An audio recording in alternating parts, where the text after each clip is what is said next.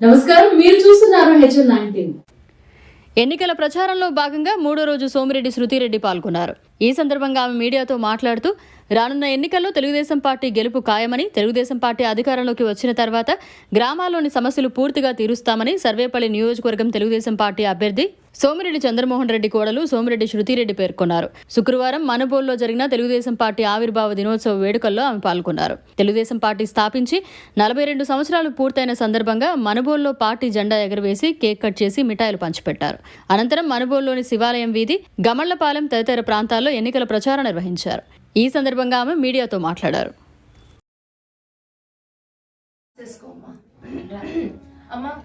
నేను నా శక్తికి మించి చేస్తా. నేను నీకు మీ రిపోర్ట్స్ అన్ని చూడాలి, మెడికల్ రిపోర్ట్స్ చూడాలి, ఎట్లా తప్పు పోయింది అదంతా కనుక్కొని ఏం చేయాలో నేను చేస్తా. అమ్మ ఇద్దాం అందరికి చెప్పి సైకిల్ గుర్తు ఓటేయించాలి.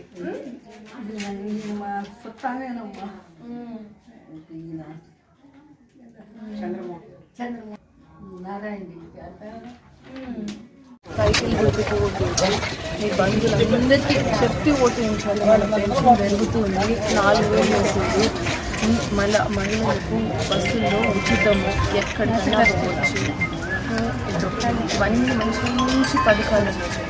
ఒకసారి చిన్నపిల్లలు చదివించాలి, తప్పకుండా అందరికీ చెప్పేది. ఈరోజు నేను మనుబోల్లో ప్రచారం చేస్తున్నాను. మనుబోల్లో ఈరోజు మేము సెలబ్రేట్ చేసుకుంటున్నాము. టీడీపీ పార్టీ స్థాపించి 42 years అయ్యింది. సో మేము ఈరోజు సెలబ్రేట్ చేసుకొని కేక్ కట్ చేసాము, ప్లస్ ఫ్లాగ్ హాయిస్టింగ్ కూడా చేయడం జరిగింది. నేను ఇక్కడ మనుబోల్ ప్రజల్లో చాలా మంచి స్పందన కనిపిస్తుంది. మనుబోల్ ఊర్లో నాకు చాలా సమస్యలు కనిపిస్తున్నాయి. ప్రజలు చాలా వాళ్ళ సమస్యల గురించి మాట్లాడుతున్నారు. మొదటి సమస్య ఏదంటే డ్రైనేజ్ సమస్య. అండర్ గ్రౌండ్ డ్రైనేజ్ మన గవర్నమెంట్ తెలుగుదేశం హయాంలో శాంక్షన్ అయినది, వైఎస్ఆర్సీపీ వాళ్ళు చేయలేదు. అది మేము గవర్నమెంట్ రాగానే డ్రైనేజ్ సిస్టమ్స్ అనేది రెక్టిఫై చేస్తాము, జనాలకు ఏ ఇబ్బంది లేకుండా చేస్తాము. అట్లే స్ట్రీట్ లైట్స్, సెంట్రల్ లైటింగ్ చాలా ఇష్యూ ఉంది, జనాలకు చాలా ఇబ్బంది అవుతుంది. అది తప్పకుండా స్ట్రీట్ లైటింగ్ కూడా మేము పెట్టిస్తామని ఇక్కడ హామీ ఇస్తున్నాను.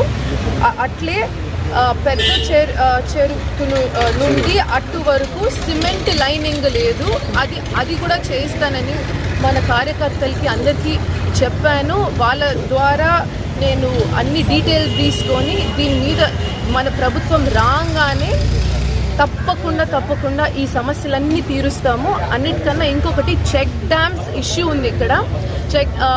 వర్షాలు వచ్చినప్పుడు ఆ చెక్ డ్యామ్ సరి లేనప్పుడు వీళ్ళ పంటలన్నీ నష్టపోతున్నారు రైతులు.